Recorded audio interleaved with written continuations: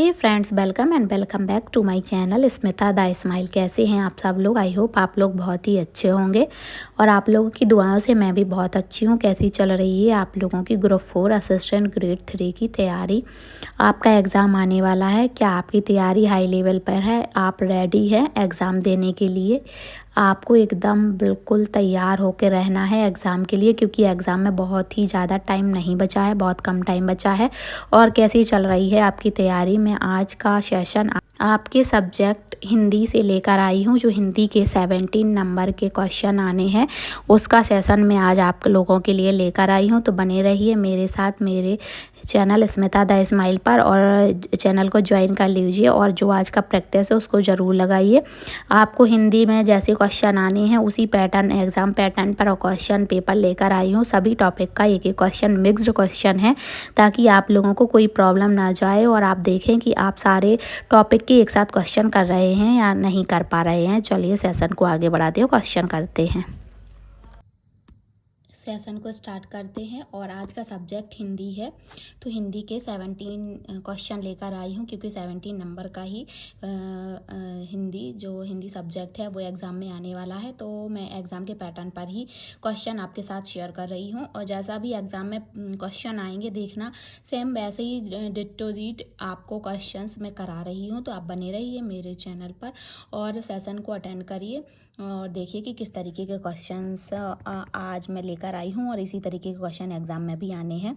तो सेम वही क्वेश्चन का पैटर्न मैं लेकर आई हूँ, और 17 नंबर के क्वेश्चन आने हैं। तो 17 नंबर का ही पेपर मैं लेकर आई हूँ। मैं सब्जेक्ट वाइज पेपर लेकर आती हूँ आप लोगों के लिए। तो आप मेरे चैनल पर बने रहिए और अपनी तैयारी के बाद रिवीजन करते रहिए डेली। तो प्रैक्टिस इसके लिए ज़रूरी है। तो प्रैक्टिस के लिए मैं सेट दे रही हूँ, तो आप इसी की ही प्रैक्टिस करिए और बस रिपीट करते रहिए। अभी थोड़ा सा टाइम है तो डेली मैं डालूँगी सेट, तो आपको आसानी से आप इसकी प्रैक्टिस कर लेंगे। चलिए क्वेश्चंस को स्टार्ट करते हैं। निम्नलिखित में से विदेशज शब्द का चयन कीजिए। विदेशज शब्द का चयन करना है जो अपने देश के नहीं हैं, विदेश से अपनाए गए हैं, उनका चयन करना है। तो पगड़ी, ऑप्शन बी गन्ना, ऑप्शन सी खुरपा और ऑप्शन डी पेंशन।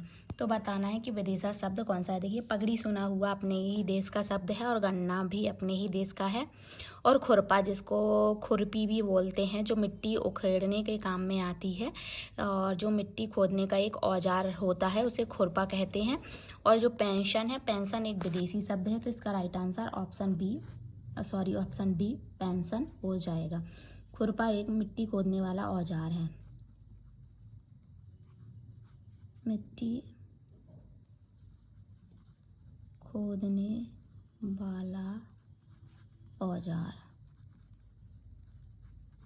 बराबर है खुरपा। ठीक है, तो जिससे मिट्टी खोदी जाती है उस औजार को खुरपा बोला जाता है। तो इसका राइट आंसर पेंशन हो जाएगा। पेंशन विदेशज शब्द है। चलिए नेक्स्ट क्वेश्चन पे बढ़ते हैं। नेक्स्ट क्वेश्चन है, निम्न में से अकर्मक क्रिया वाक्य का चयन कीजिए। उस वाक्य का चयन करना है जिसमें अकर्म मतलब क्रिया नहीं हो है। या अकर्मक क्रियाएं दो प्रकार की होती हैं। देखिए क्रियाएं दो प्रकार की होती हैं, आपने डिटेल में पढ़ ही लिया होगा, सकर्मक और अकर्मक।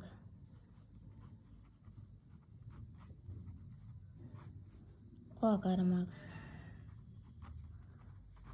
कर्म सहित यानी कर्म जिसमें प्रेजेंट होता है वो सकर्मक, और जिसमें कर्म प्रेजेंट नहीं होता है वो अकर्मक क्रिया होती हैं। तो इसमें अकर्मक क्रिया का पूछा जा रहा है कि कौन सा है। ऑप्शन ए, वह रवि से पानी गिरवाता है। वह पानी गिराता है। पानी गिरता है यानी पानी स्वयं से गिरता है। वह चालक से गाड़ी चलवाता है। देखिए क्या पानी स्वयं से गिर सकता है? यहाँ पे पूछ रहे हैं कि वह गिरवाता है और वह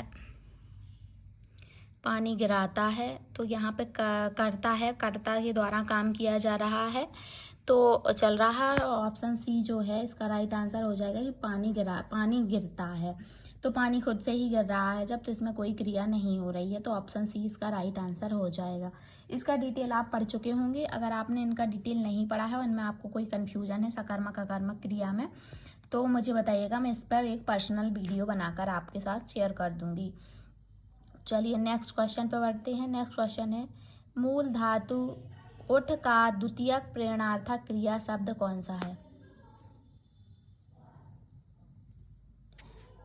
जो है मूल धातु उठ है, उठ जो धातु है वह मूल धातु है। इसका द्वितीयक प्रेरणार्थक शब्द पूछा जा रहा है कि उठना है क्या, या उठाना है, या उठवाना है, या उठा है। तो जो धातु है, धातु शब्द जो मूल धातु शब्द है वो उठ, और उसका द्वितीयक प्रेरणार्थक शब्द है जो वो उठवाना है, यानी उठवाना इसका द्वितीयक प्रेरणार्थक क्रिया शब्द हो जाएगा। तो ठीक है, तो जो धातु होती हैं उन संस्कृत में जो धातु होती हैं उनमें ना प्रत्यय लगाकर क्रिया बनाई जाती है, उनमें ना प्रत्यय लगा देते हैं तो क्रिया बन जाती है।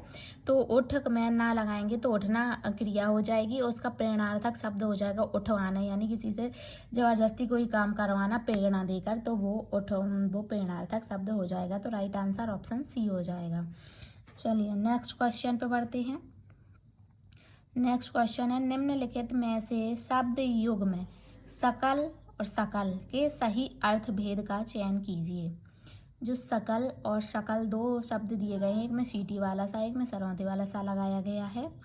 तो इसमें पूछ रहे हैं कि दोनों का सही अर्थ भेद बताना है, क्या दोनों का सही अर्थ है। तो क्या एकात्र और विकीर्ण है, या एकाग्र और चंचल है, या संपूर्ण और टुकड़ा है, और कुबुद्धि या सुबुद्धि है। तो देखिए यहाँ पे जो पहला शकल दिया गया है ये वाला, जिसमें मैं मार्क कर रही हूँ, ये वाला सकल ब्रह्मांड मतलब कि संपूर्ण ब्रह्मांड, ऐसे कि शकल लोग, इस तरीके से इसका अर्थ होता है संपूर्ण। और जो ये वाला शकल है इसका अर्थ होता है टुकड़ा। तो इसका राइट आंसर ऑप्शन सी वाला हो जाएगा, इधर सी आएगा, ऑप्शन सी हो जाएगा, संपूर्ण और टुकड़ा। तो सकल और सकल का सही अर्थ संपूर्ण और टुकड़ा हो जाएगा। चलिए नेक्स्ट क्वेश्चन पे बढ़ते हैं। छंद शास्त्र में खालिस्तान दो प्रकार के होते हैं, लघु और गुरु। यानी पूछ रहे हैं कि छंद शास्त्र में दो प्रकार के किसी चीज़ के दो प्रकार होते हैं, एक है लघु, एक प्रकार है लघु और दूसरा प्रकार है गुरु। तो क्या छंद शास्त्र में पाद दो प्रकार के होते हैं, एक लघु और एक गुरु, या फिर छंद शास्त्र में वर्ण दो प्रकार के होते हैं, एक लघु और एक गुरु, या फिर छंद शास्त्र में यति दो प्रकार की होती हैं, या लघु एक गुरु, और या फिर क्रम दो प्रकार के होते हैं, लघु और गुरु। तो यहाँ पे देखिए जो ऑप्शन बी है वो राइट आंसर हो जाएगा। जो वर्ण हैं वो दो प्रकार के होते हैं, लघु और गुरु वर्ण होते हैं। लघु की सिंगल मात्रा होती है और गुरु की ऐसे एस शेप में होता है।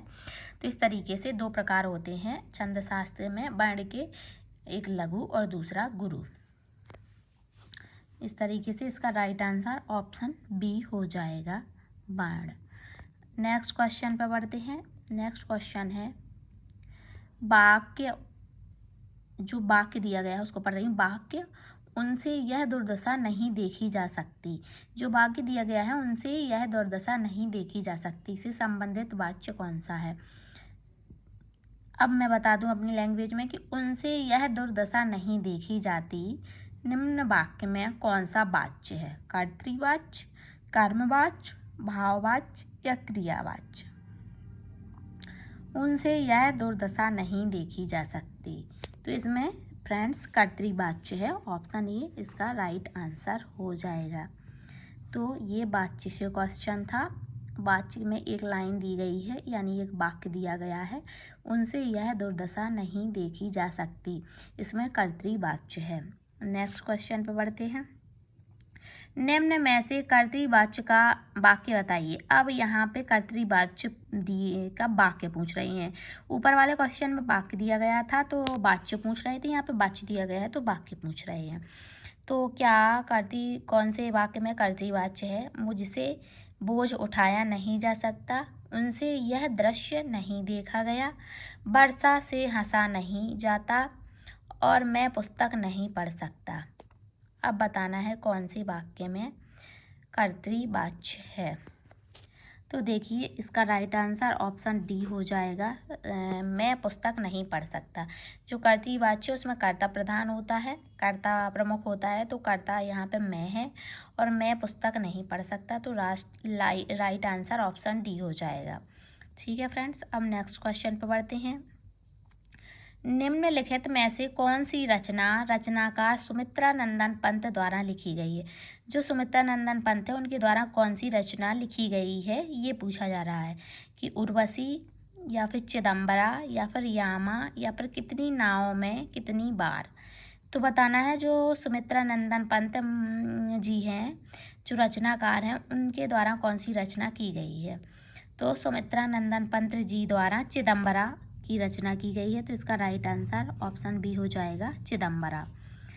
तो इस तरीके के फ्रेंड और भी क्वेश्चन हैं जिनको मैं आगे बढ़ाने से पहले थोड़ा सा आप लोगों से बताना चाह रही हूँ कि पैटर्न, एग्ज़ाम पैटर्न जैसा है वैसा ही मैं यहाँ पर लेकर आ रही हूँ आप लोगों के लिए। और दूसरी बात ये कि सभी टॉपिक से एक क्वेश्चन आना है, तो वैसे ही मैं अलग अलग टॉपिक से एक एक क्वेश्चन उठा रही हूँ आप लोगों के लिए, ताकि आपका मिक्स्ड अप रिवीजन हो। क्योंकि आप टॉपिक वाइज क्वेश्चन लगाओगे ना, तो आपके साथ क्या होता है कि आप जब सेम क्वेश्चन करते हो तो आपको समझ में आता रहता है कि ये होगा, इसका ये होगा, आपको रूल्स याद रहते हैं। और जब मिक्स्ड क्वेश्चन लगाते हो तो आपको रूल्स भी आपके मिक्स्ड हो जाते हैं, तो आपको फिर प्रॉब्लम जाने लगती है। इसीलिए मैं मिक्स्ड लेकर आ रही हूँ, क्योंकि वहाँ पर मिक्स ही आने हैं। सभी टॉपिक से एक या दो क्वेश्चन आने हैं, किसी से दो आ जाएंगे, बाकी सभी टॉपिक से एक एक क्वेश्चन आना है। तो सभी टॉपिक का एक एक क्वेश्चन मैं लेकर आई हूँ,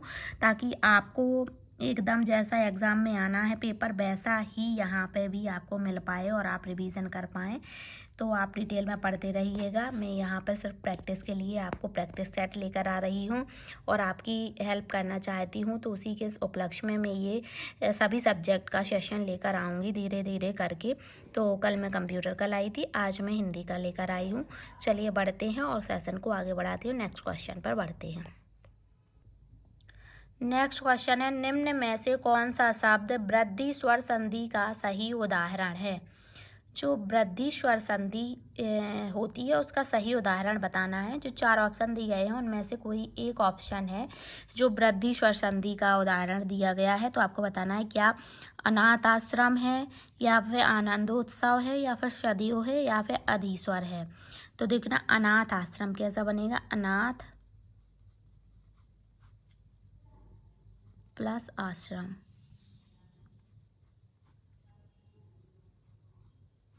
अनाथ आश्रम। तो छोटा और बड़ा आ मिलकर दीर्घ स्वर संधि बन रहा है। आनंद उत्सव, तो आनंद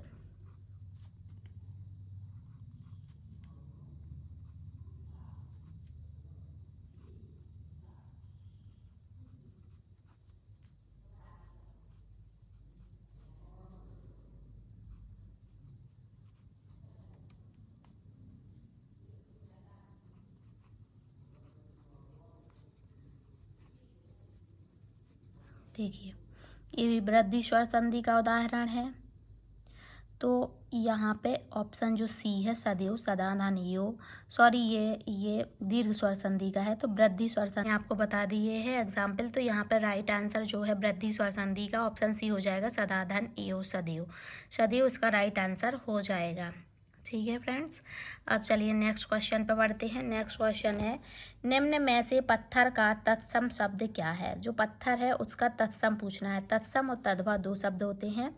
तत्सम तत्सम यानी जो संस्कृत के से ज्यों का त्यों ले लिया जाता है वो तत्सम है, और जो तद्भव है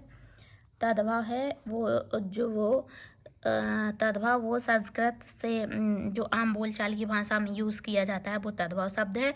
जो तत्सम है जो संस्कृत का शब्द ज्यों का त्यों ले लिया जाता है उसको तत्सम शब्द कहते हैं। तो यहाँ पे पूछना है कि पत्थर का तत्सम क्या है, प्रस्तर, शैया, प्लास्टर या पथराव। तो जो तत्सम है पत्थर का वो प्रस्तर है। ऑप्शन ए इसका राइट आंसर होगा। ऑप्शन ए इसका राइट आंसर हो जाएगा, पत्थर का तत्सम प्रस्तर। नेक्स्ट क्वेश्चन को पढ़ते हैं। झुकाव का पर्यायवाची शब्द क्या है? झुकाव का आश्वासन, रुझान, सैरंध्री या मात्स्य। तो जो झुकाव है, झुकाव यानी किसी की तरफ अपना झुकाव होना या अपना राय होना या रुझान होना। तो इसका राइट आंसर ऑप्शन बी हो जाएगा, रुझान। चलिए नेक्स्ट क्वेश्चन पे बढ़ते हैं। शुद्ध वर्तनी वाले शब्द का चयन कीजिए। शुद्ध वर्तनी कौन से शब्द की है बताना है। उज्ज्वल, अतियोक्ति, जात्याभिमान, अनधिकार। तो जो राइट आंसर ऑप्शन डी हो जाएगा, अनधिकार इसकी शुद्ध वर्तनी है। उज्ज्वल को ऐसा लिखते हैं, ठीक है। तो उज्ज्वल ये है और ये है अतियुक्ति, युक्ति है यहाँ पे। और जात्याभिमान, जात्याभिमान होता है, बड़ा या नहीं होता है इसमें। तो ये इसका राइट आंसर हो जाएगा। तो अनधिकार यहाँ पे सही शब्द दिया गया है। चलिए नेक्स्ट क्वेश्चन पे बढ़ते हैं। निम्न में से कौन सा शब्द उपसर्ग का प्रयोग कर नहीं बनाया गया है? अनुभूति, क्या अनुभूति में उपसर्ग का प्रयोग नहीं किया गया है? अनंत, अधिवक्ता या फिर योग्यता। तो देखना, अनुभूति में अनु उपसर्ग लगा हुआ है, अनु उपसर्ग है। अनंत में अन उपसर्ग है। अधिवक्ता में अधि उपसर्ग है। और योग्यता में ता प्रत्यय लिया गया है। योग्य प्लस ता यानी ता प्रत्यय है, इसमें उपसर्ग का प्रयोग नहीं किया गया है। तो इसका राइट आंसर ऑप्शन डी ही हो जाएगा। जो योग्यता है वह उसमें उपसर्ग का प्रयोग नहीं किया गया है, उसमें क्या प्रयोग किया गया है? प्रत्यय। तो राइट आंसर ऑप्शन डी हो जाएगा। चलिए नेक्स्ट क्वेश्चन है, किस विकल्प में सभी शब्द पुल्लिंग हैं? ऑप्शन ए है विधानसभा, पाठशाला, राज्यसभा। क्या ये पुल्लिंग है तीनों? ऑप्शन बी भीड़, पुलिस, नगरपालिका। क्या तीनों ही पुल्लिंग है? बिच्छू, रीछ या जुगनू, तीनों ही पुल्लिंग है।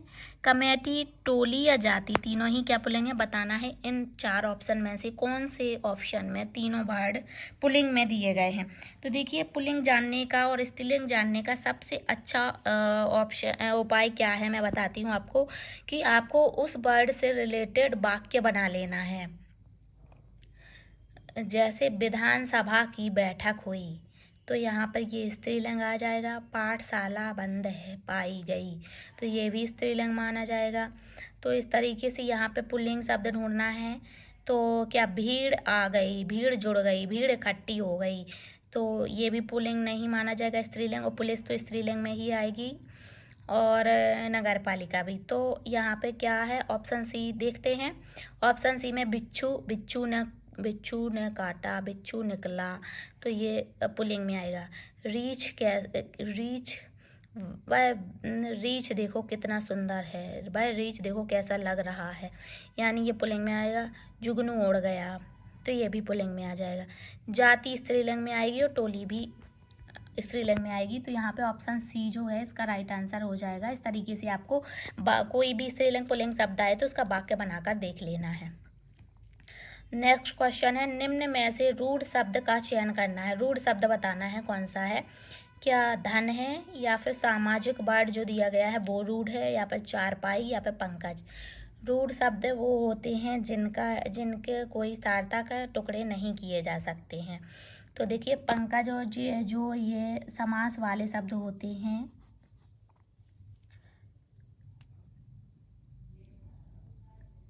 वो योग रूढ़ शब्द के अंतर्गत आते हैं। यौगिक शब्द में जो जिनको सार्थक तोड़ा जा सकता है, जैसे चार प्लस पाई, समाज प्लस एक सामाजिक। तो धन को तोड़ नहीं सकते हैं, तो ये क्या बोलते हैं? रूढ़ शब्द में आ जाएगा। ऑप्शन ए राइट आंसर हो जाएगा। चलिए नेक्स्ट क्वेश्चन है, सामान्यतः छंद के कितने चरण होते हैं? क्या 9 चरण होते हैं छंद में, या फिर 11 चरण होते हैं छंद में, या फिर 13 है, या फिर 4? तो जो छंद है उसमें 4 चरण होते हैं, तो इसका राइट आंसर ऑप्शन डी हो जाएगा। छंद में 4 चरण होते हैं।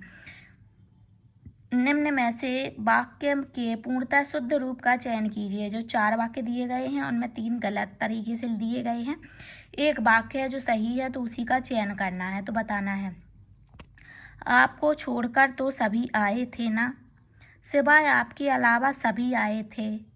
आपको छोड़कर सभी आए थे। सिवाय आपको छोड़कर सभी आए थे। बताना है कौन सा शब्द सही है। तो देखो, आपको छोड़कर तो सभी आए थे ना, ये तो बाकी ही गलत हो जाएगा। ठीक है। सिवाय आपके अलावा, सिवाय और अलावा एक साथ यूज़ नहीं करते हैं, तो ये भी गलत हो जाएगा। आपको छोड़कर सभी आए थे, ये बिल्कुल राइट है, ऑप्शन सी। सिवाय आपको छोड़कर, सिवाय और आपको छोड़कर यूज़ नहीं करना था, तो ये भी गलत हो जाएगा। तो इसका राइट आंसर ऑप्शन सी हो जाएगा, आपको छोड़कर सभी आए थे। इस तरीके के क्वेश्चन आज के सेशन में थे। सेशन का ये लास्ट क्वेश्चन था। आप सेशन को यहीं समाप्त करते हैं। इसी तरीके के नेक्स्ट सब्जेक्ट के एग्ज़ाम पैटर्न पर ही मैं वीडियो लेकर आऊँगी, तो आप बने रहिए मेरे चैनल पर। चैनल पर नए हैं तो चैनल को सब्सक्राइब कर लीजिए, बेल आइकन प्रेस करना बिल्कुल भी मत भूलिए, और अपने फ्रेंड्स के साथ शेयर ज़रूर करिए जिन्होंने ग्रुप 4 असिस्टेंट ग्रेड 3 का एग्ज़ाम फॉर्म फिल किया हुआ है। जिनका एग्ज़ाम है उनको भी ये शेयर करिए, ताकि वो भी वीडियो का लाभ ले पाएँ और अपनी प्रैक्टिस को आगे बढ़ा पाएँ। मिलते हैं नेक्स्ट सेशन में इसी तरीके के और क्वेश्चंस के साथ। बने रहिए मेरे चैनल स्मिता द स्माइल पर, और आप लोगों की हेल्प के लिए मैं और भी वीडियो लेकर आती रहूँगी। तो चैनल को सब्सक्राइब कर लीजिए और बेल आइकन प्रेस कर लीजिए। Take care, bye bye. मिलते हैं नेक्स्ट वीडियो में। Thank you for watching.